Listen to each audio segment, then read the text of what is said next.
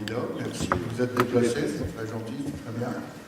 Donc je me présente, Jean-Bernard Lachamp, nouveau président de la Maison de l'Europe de Fourmies. Alors j'espère qu'on aura un débat très enrichissant et ça pourra porter ses fruits pour l'élection de dimanche. La Maison de l'Europe a déménagé à Fourmies, on s'est déplacé de 100 mètres, nouveau déménagement, nouveau président, nouvel élan, donc on espère que ça portera ses fruits et qu'on pourra, disons, redynamiser cette Maison de l'Europe. On en a bien besoin. Donc je vous souhaite une bonne soirée, avec de très bons débats, très enrichissants. N'hésitez pas à poser toutes les questions que vous avez posées, ils sont là, ils vont vous répondre. Il n'y a pas de... Tout le monde vous répondra en pleine liberté. Voilà. Alors je vais passer la parole à Philippe, le porte-parole de la Maison de l'Europe, qui va dérouler les débats. À toi, Philippe. Oui, merci Président, Mesdames et Messieurs. Tout d'abord, quelques petites précisions. L'ordre des représentants des listes est celui de dépôt sur des listes et non celui des panneaux électoraux. Nous avons choisi celui-là parce que cette possibilité de tirage au sort et au moins il est hors de question, il n'a pas été imposé, il ne nous a pas été nécessaire de trancher et de faire éventuellement des susceptibilités. Deuxième aspect, nous avons lancé ce débat, l'idée de ce débat, qui n'est pas le premier, puisqu'il y a 5 et 10 ans, nous en avons déjà une autre, à une époque où on parlait de 12 listes. Bien évidemment, à 34 listes, la solution c'était de mettre les candidats là et vous de ce côté. Je ne suis pas sûr que ce soit le plus efficace, mais s'il y a dans la salle des représentants de plus petites listes qui veulent s'exprimer, ils sont cordialement invités à lever la main et à participer au débat de la salle elle-même pour ne pas en être exclus, bien évidemment, et apporter leur contribution. Troisième élément, les maisons de l'Europe sont là pour le dialogue. Le dialogue entre l'Europe et les citoyens. Et bien entendu, les élus qui sont l'interface entre tout cela. On reproche souvent à l'Europe d'être le fait de non-élus. Eh bien, vous avez l'occasion de prouver le contraire, puisque le Parlement a pris au fil des années et des mandats une importance de plus en plus grande, et que sur quel point aujourd'hui, c'est lui qui a le pouvoir décisionnel ultime. Et donc, c'est une force de négociation beaucoup plus importante. Pour mieux cerner ce Parlement, la Maison de l'Europe organise régulièrement des voyages vers Bruxelles et surtout vers Strasbourg. C'est une occasion, vous pouvez, si vous êtes intéressé, nous en parler tout à l'heure dans le pot de clôture et éventuellement vous associer à l'un de ces voyages si le cœur vous en dit. Mais il est aussi un autre moyen de parler du vécu de ce Parlement et c'est d'en parler avec celles et ceux qui y siègent ou y ont siégé. Et nous avions initialement 3 personnalités qui étaient dans cette situation. Finalement, les agendas ont fait qu'une seule, M. Riquet, a pu se joindre à nous aujourd'hui, comme il y a 5 ans d'ailleurs, à Esson cette fois-là. Et nous allons donc ensemble engager un peu un dialogue d'abord pour situer ce Parlement. Ensuite, chacun des candidats aura la parole à tour de rôle. Et puis, eh bien, nous vous donnerons la parole pour une série de 2 ou 3 questions et on refera un tour de rôle à chaque fois. Nous fermerons à minuit. Monsieur Riquet, une première question qui se pose. Quand on parle du Parlement, on parle de Strasbourg, mais on va à Bruxelles et il y en a aussi à Luxembourg. Alors, il est où ce Parlement? Il est à Strasbourg. Merci d'abord pour votre invitation et je salue tout le monde avant de commencer. Le Parlement est à Strasbourg. Le siège officiel est à Strasbourg. Il n'y a pas de doute là-dessus. C'est inscrit dans les traités. Mais il y a une critique qui est souvent formulée et qu'en relevant le budget, on note que ça coûterait 200 millions d'euros par an de faire le va-et-vient. Qu'est-ce que l'on peut répondre à cela? Alors, ça coûte un peu moins que ça, mais ça coûte cher quand même. Ça coûte 130 et quelques millions. Évidemment, en tant que Français, je défends que le Parlement reste à Strasbourg. Je ne veux pas être sur une position contraire. Je pense que ça a été voulu par les traités pour des raisons évidentes, qui étaient que la réconciliation franco-allemande était la base, à la fois la cause et le résultat le plus spectaculaire de la création de l'Europe. Il se trouve que, pour des raisons diverses, ils tiennent à la neutralité d'abord, parce que Bruxelles est une ville par définition qui est certes la capitale de la Belgique, mais plus d'autres. Deuxièmement, il y a eu des problèmes d'installation de bureaux, d'immobilier, de regroupement de structures. J'ai vocation à être professeur. Et donc aujourd'hui, je viens pour représenter la liste de la France Insoumise. Cette liste qui est emmenée par Manon Aubry, une jeune femme de 29 ans, qui représente une liste de femmes et d'hommes, qui représente, on va dire, la représentativité et l'hétérogénéité de la France. Elle a combattu la fraude fiscale, on a fait un de ses fervents combats. Elle a aussi combattu contre les inégalités et contre la pauvreté au sein d'une ONG Oxfam. Donc on peut dire que cette liste, c'est une liste qui représente ceux qui veulent une Europe de la coopération et non de la concurrence. Parce qu'à la base, l'Europe elle a été créée par nos ancêtres pour la coopération, à la sortie de la guerre, la Deuxième Guerre mondiale. On se définit aussi comme une Europe qui veut une liste qui représente l'Europe de la paix et non l'Europe de la guerre. On se définit aussi comme les héritiers du nom de 2005. Ce référendum qui a été bafoué par les gouvernements qui se sont succédés, on se souvient tous du nom qu'il a remporté en 2005, on ne trouve pas ça normal que ça ait été bafoué. Et ces traités, ils organisent la concurrence entre les États et non la coopération. Mais aussi, je viens vous dire aussi, aujourd'hui, cette élection, elle a quand même un caractère national, parce que nous, on appelle ça que ça peut être un référendum anti-Macron. Pourquoi? Parce que Macron implique la politique de la Commission européenne, et nous, on se positionne contre. C'est une chance pour les Français de pouvoir s'exprimer contre la politique et contre le président, s'ils en sont mécontents. C'est aussi l'occasion pour nous de présenter notre vision de l'Europe, de la faire rentrer au Parlement européen, parce que notamment nous ne sommes pas seuls, nous avons créé une coalition avec 6 autres pays, Podemos dans l'Espagne, le Bloco, le parti de gauche suédois. Ça permet en fait, on a créé une alliance qui s'appelle Maintenant le peuple, avec des combats communs, notamment l'évasion fiscale, mais aussi la lutte contre les lobbies. On propose de lutter efficacement contre les lobbies. On veut une Europe en fait comme j'avais dit, de la coopération, mais surtout une Europe écologique. Parce qu'aujourd'hui, les experts du GIEC, ils nous donnent 12 ans pour agir, pour changer notre mode de consommation, notre mode de vie, pour sauver notre planète. Déjà aujourd'hui, c'est à peu près 400 000 personnes en Europe qui meurent à cause de la pollution. C'est pour ça que nous, on souhaite aujourd'hui, c'est interdire le glyphosate une bonne fois pour toutes. C'est ce pesticide qui on va dire, qui pollue notre planète, qui ruine notre santé. Nous proposons également de mettre en place la règle verte. Nous, la règle verte, on l'avait déjà proposée en 2017, on propose une règle verte européenne. Ne pas voir plus à la nature que ce qu'elle peut reproduire en avant. Pour mettre en place on propose la transition écologique. Pour mettre en place cette transition écologique, on propose tout simplement de mettre fin à la règle du déficit des 3%, qui est une règle absurde qui avait été faite sur un coin de table, qui n'est pas respectée par tout le monde, et qui nous empêche de faire la transition écologique et de faire le progrès humain. Parce que moi j'ai une phrase à dire, une phrase qu'on dit beaucoup à la France Insoumise, on peut vivre avec 3% de déficit, mais on ne peut pas vivre avec 3 degrés de plus. J'ai un autre combat qui est important pour notre liste, et pour Manon Aubry, notre tête de liste, qui a même combattu pendant longtemps, c'est la fraude fiscale. J'ai ramené avec moi un chèque, c'est un chèque qu'on avait dit plusieurs fois, pour informer le montant de la fraude fiscale en Europe. En Europe, sur un rapport de 2015, ça représente 1000 milliards d'euros par an qui fuitent. 1000 milliards.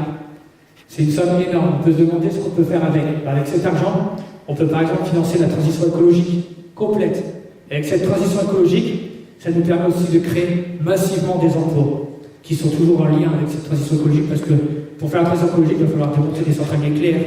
Pour les démonter, on a besoin de gens. On a besoin d'eux. Et il faut les former. Il faut la recherche aussi. La recherche, elle se finance grâce à cet argent pour pouvoir trouver dans la fraude fiscale. Ça permet aussi d'augmenter les salaires, et même d'augmenter le SMIC au niveau européen, tout simplement. Mais concernant ce programme, nous ne pourrons pas le mettre en œuvre sans arrêter les coupes budgétaires, le libre-échange généralisé et la compétition de chacun contre tous que les traités européens actuels organisent. Merci. On a droit à un sablier, c'est ça? Monsieur Riquet, est-ce qu'on suit l'ordre? Bonjour à toutes et à tous, la Maison de l'Europe, le tirage de d'avoir invité l'Union populaire républicaine que je vais représenter ce soir. Je me présente, Benella Leliès, je suis délégué départemental du Nord de l'UPR depuis quelques mois. J'ai été candidat aux élections législatives dans la 2e circonscription dans la métropole lilloise. Je suis salarié, je suis un adhérent militant, colleur d'affiches bénévole, comme tous les militants et adhérents de l'UPR. Et je viens représenter la liste Ensemble pour le Frexit, menée par le jeune homme de 61 ans, François Asselineau. Donc François Asselineau qui était candidat à l'élection présidentielle en 2017. Cette liste, c'est la France. Cette liste, en effet, c'est la France. Parce que l'UPR a pour vocation de rassembler les Français de tout horizon social, politique, afin de se libérer de cette prison des peuples qu'est l'Union européenne. Depuis tout à l'heure, et durant tout le débat, vous verrez, je pense que j'ai des dons de voyance, on vous parlera d'une autre Europe, d'une Europe plus ceci, d'une Europe plus cela. Une soupe qu'on vous sert depuis 40 ans. 40 ans qu'on vous dit, on va changer les choses. Mais fondamentalement, il est impossible de changer l'Union européenne, car il faut l'unanimité des 28 États membres et des 28 parlements ou peuples nationaux.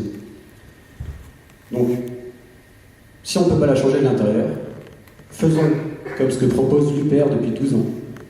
Et la liste Ensemble pour le Frexit, libérons-nous des chaînes, libérons-nous de cette prison. Arrêtez de vous faire avoir en croyant qu'en changeant de cellule, ça ira mieux. Non, libérons-nous de cette prison et redevenons ce grand peuple de France, car France, ça veut dire le pays des hommes libres. Soyons libres, libres de décider, libres de refuser le glyphosate, comme le fait le Grand Vietnam, de manière indépendante. Refuser qu'on vende nos châteaux, refuser de vendre nos services publics, de détruire nos services publics, acquis sociaux, acquis durement gagnés par nos grands-parents, par nos parents. Donc c'est un appel aujourd'hui, mais c'est ce que l'on défend depuis 12 ans, un appel solennel au rassemblement. Et cette liste Ensemble pour le Frexit en est le témoin. En effet, sur cette liste, il y a Zaman, gilet jaune. Il y a Quentin, ancien élu local Rassemblement National. Il y a Sylvie, qui était candidate aux élections législatives pour la France Insoumise. Il y a Olivier, du Modem. Il y a Jean-Louis, des Républicains. Il y a Anne, militant de PS. Donc oui, l'UPR c'est la France, l'UPR c'est la France libre, et l'UPR c'est la France fière. Merci. Merci de nous avoir économisé du temps de parole. Vous pourrez l'utiliser après éventuellement. Slogan, moi j'ai juste une question à vous poser. En vous demandant de répondre par une phrase. Mais une phrase qui ne fait pas 153 mots ou une demi-heure, parce que sinon on s'en sort rien et vous allez perdre les gens qui sont ici intéressés et donc perdre ceux qui ne sont pas intéressés. On va faire de la politique fiction, comme d'habitude. Vous êtes élus demain. Vous avez le pouvoir de faire voter une seule loi, une seule, immédiatement applicable pour les 28. Laquelle est-ce ? Une autre question là-bas. Je me permets de prendre la parole parce que j'avais levé la main aussi. Thomas Arbonnier, je suis professeur de SVT, très sensible donc à tout ce qui est écologie, etc. Dans un collège en difficulté du Valenciennois, et donc je suis un militant fervent de l'UPR. Et moi j'aimerais bien poser la question de savoir quel est le bilan de l'Union européenne en 2019. Est-ce qu'il est positif, négatif ? Catastrophique. Voilà. Ok, alors la question de monsieur également, et puis après on fera un premier tour de réponse, et le micro viendra ici à l'avant, il y avait plusieurs personnes. Oui, bonsoir. Daniel Dezêtre, donc moi je suis un citoyen lambda. Et dans tout ce que je viens d'entendre, il y a quand même des choses qui me choquent, enfin qui m'interpellent. J'entends de la part de la représentante PS que l'Europe, c'est quand même des acquis sociaux. Je suis un petit peu étonné quand j'entends également, d'un autre côté, qu'on parle d'explosion des inégalités, tandis que le représentant de la liste Macron nous dit que l'Europe, c'est le 2e PIB du monde. Alors, quand je me dis deuxième PIB du monde avec une explosion des inégalités, ça m'interpelle. D'autre part, j'ai entendu aussi une intervention au niveau des Gilets jaunes. On nous dit que ce qu'ils veulent, c'est être à l'écoute, c'est qu'on soit à l'écoute de leurs revendications. Moi, je ne suis pas gilet jaune, enfin, je le soutiens en partie. Ce que je pense, c'est surtout, ce qu'ils veulent, c'est surtout qu'on leur réponde. Hein. Et alors, au niveau de l'écologie, il y a quand même aussi une chose qui me fait mal, c'est qu'à chaque fois qu'on parle d'écologie, c'est surtout pour culpabiliser le citoyen tel que moi je suis, parce que j'ai un petit moteur diesel sur ma voiture, hein, et en tant qu'ancien cheminot, il y a quand même des choses qui me font mal, c'est de voir qu'on démolit le chemin de fer, notamment en France, hein, et que par exemple le transport routier envahit nos routes, nos autoroutes, les détruit. Et alors, il y a quand même une chose que je veux dire, c'est quand j'ai vu l'émission sur Arte, Putain de camion, la semaine dernière, je me suis dit que l'Europe, je me demande bien ce qu'elle fait pour la transition écologique, pour l'écologie, à part de nous culpabiliser et de nous taper au portefeuille. Alors, on va répondre à ces trois premières questions en commençant par le fond, mais je voudrais tout d'abord saluer la présence parmi nous de Michael Hirault, maire de Fourmies, qui était retenu préalablement par un conseil municipal. Il y avait déjà un représentant du conseil en la personne de M. Waska. Si vous voulez bien vous avancer, c'est vous qui aurez la lourde charge de conclure vers 2h30, 3h moins le quart. Mais donc, ce serait sympa de rejoindre les participants. Alors, on en était arrivé au fond, on reprend dans l'ordre contraire. Vous n'êtes pas obligé de répondre à tout, et éventuellement pas forcément cette fois-ci, mais allez-y, selon les thèmes qui vous parlent dans ce qui a été évoqué. Eh bien, je reprendrai dans l'ordre inverse des questions sur l'écologie. Effectivement, la question des chemins de fer aujourd'hui reste posée, puisqu'en fait, un peu partout en Europe, ce qui privilégie en termes de chemin de fer, c'est les... Du coup, je vais reprendre d'abord la question. La première chose que l'on ferait, nous, à l'UPR, c'est rétablir la démocratie. C'est notre slogan depuis 12 ans. Car en effet, et ça rapproche aussi la dernière question, la crise des Gilets jaunes, c'est une crise écologique, sociale et aussi démocratique. Pourquoi ? Parce que l'Union européenne est fondamentalement anti-écologique, anti-sociale et anti-démocratique. À chaque fois que les peuples se sont réveillés, ont choisi par eux-mêmes, l'Union européenne, les institutions européennes sont venues bafouer ses choix. 2005, aux Pays-Bas, en France, 2007, 2008, en Irlande, et aujourd'hui au Royaume-Uni avec le Brexit. Donc voilà la première chose qu'on ferait. Pour la crise écologique, on a parlé du glyphosate. Alors au début on avait 15 ans, après on s'est battu fermement pour avoir 5 ans, super, merci. Le Vietnam en une semaine ils ont interdit le glyphosate. Et c'est l'Union européenne, c'est pas la France. Pourquoi ? Un autre exemple, Monsanto 810, 2017. Le Parlement européen s'oppose.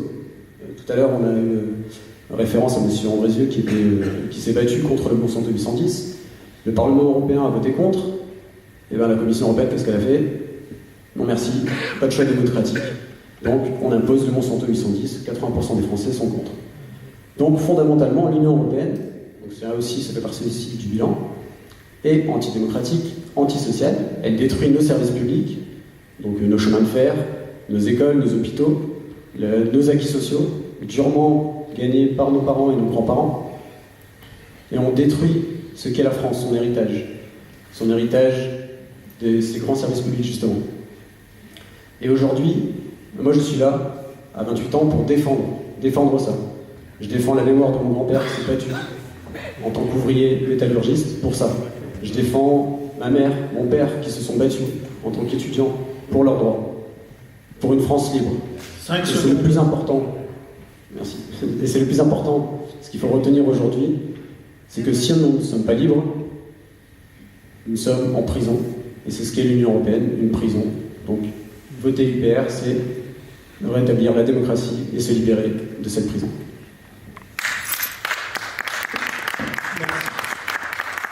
Donc la première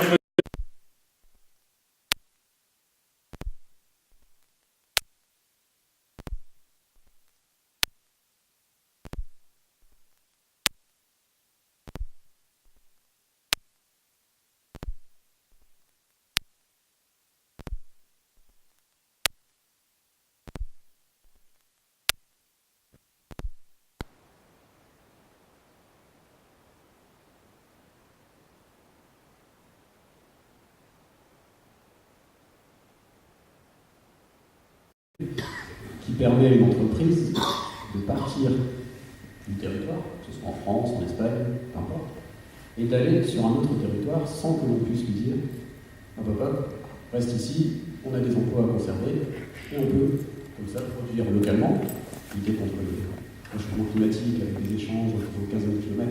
Donc on lutte aussi, et on est sur le terrain de l'écologie. Donc en plus, on garde nos emplois en France, on lutte contre les délocalisations et on lutte contre le réchauffement climatique. Donc c'est que du bonus. Pour répondre à la question sur notre engagement au niveau des élections européennes, nous sommes un parti politique, donc forcément on se présente devant les Français. On a été présent lors des élections depuis 2017, et jusqu'à aujourd'hui, jusqu'au début de la campagne des européennes 2019, on a eu 0 minute, 0 seconde de temps de parole dans les grands médias. Donc on profite, donc je remercie encore une fois la Maison de l'Europe de nous avoir invités. C'est une bonne chose. Et on profite en fait aussi de ces élections pour faire entendre une autre voix. Car en effet, une autre voie est possible. Une voie de liberté, une voie de paix, effectivement une voie de coopération avec le monde. On restera frontalier de l'Espagne, bien sûr, de l'Andorre, de la Suisse, de la Belgique, du Brésil. On restera frontalier du Suriname, de tous ces pays. Et on continuera à échanger avec eux. Et on développera justement des coopérations en fonction de nos intérêts, en fonction des intérêts du peuple de France. Donc, pour conclure, je parlerai depuis le début avec mon cœur, pas comme un politique, pas comme un professionnel de la politique, pardon. Eh bien, voter pour l'UPR, c'est, comme je vous l'ai dit, choisir une voie. Cette voie, c'est la liste Ensemble pour le Frexit, menée par François Asselineau, jeune homme de 61 ans, je le rappelle, qui va nous permettre de nous libérer, et j'insiste, de nous libérer de cette prison qui est l'Union européenne, et se réouvrir sur le monde. Et c'est de manière solennelle que je vous appelle à saisir ce moment historique pour la France, pour ce pays des hommes libres, afin de retrouver et de faire perdurer l'héritage de nos parents et de nos grands-parents. Vive la France libre et vive la République.